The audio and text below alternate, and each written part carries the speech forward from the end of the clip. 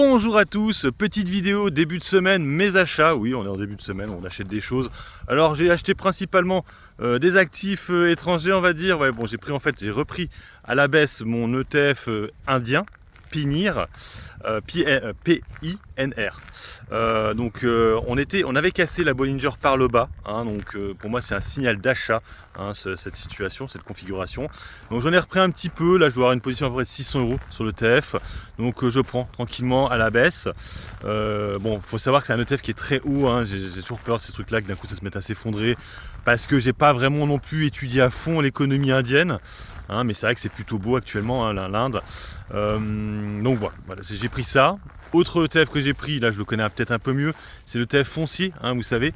Alors il faut aller sur Boursorama, vous tapez N-A-R-E-I-T. Voilà, et c'est celui qui est à 13 €. Voilà, 13 € c'est celui-ci. Donc voilà, il a chuté assez fortement encore aujourd'hui.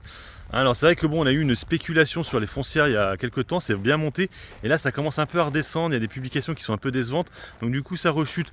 Moi je reste quand même confiant parce que je vois que de plus en plus, ce qui se dit, hein, dans les sociétés, c'est que de plus en plus les sociétés demandent à leurs employés de revenir et d'arrêter ces délires de télétravail, et que du coup automatiquement, hein, ces foncières-là vont certainement repartir, vu que c'était ça qui posait problème, hein, le télétravail. Hein.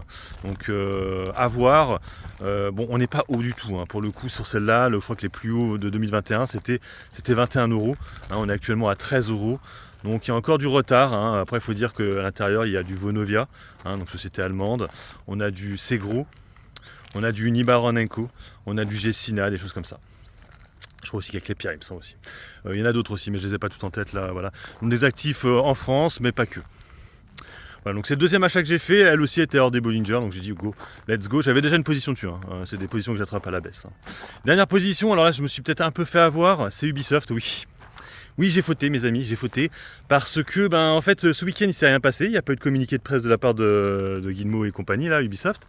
Je me suis dit, puis en plus j'ai vu tout un trade d'un mec qui est là en mode ouais franchement c'est sérieux, je pense que ça va se faire et tout. Je me suis dit let's go. Puis ce matin ça montait encore, on prenait du plus 4, plus 5, je me dis c'est bon, on y go là.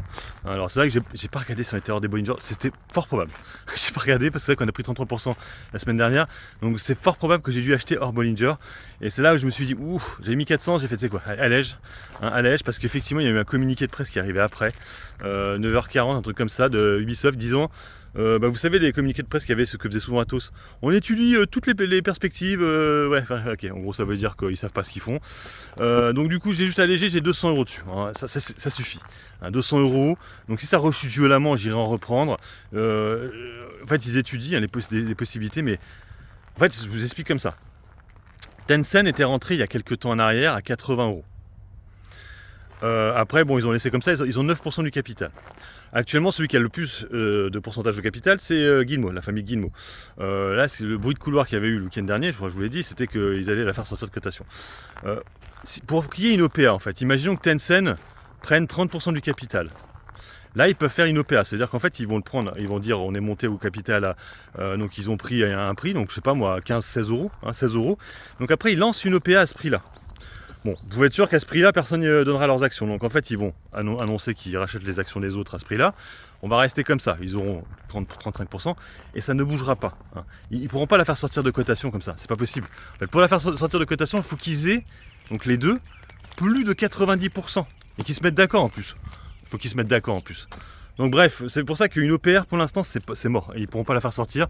Donc, et moi, ce qui me fait peur, c'est qu'ils gonflent un peu le cours de bourse, hein, en laissant dire oui c'est peut-être possible, on verra, et puis qu'après ils te fassent une AK. C'est ça moi qui me fait peur, que derrière il y a une AK et que derrière Fistinien et compagnie. Donc attention, c'est pour ça que j'ai allégé, mais je vais quand même garder parce que ça me fait chier là, le 30% perdu la dernière fois là, ça m'a un peu emmerdé comme. Voilà, bon, c'était mes achats et mes ventes de la journée. Bon investissement à tous et puis bon trade, ciao ciao.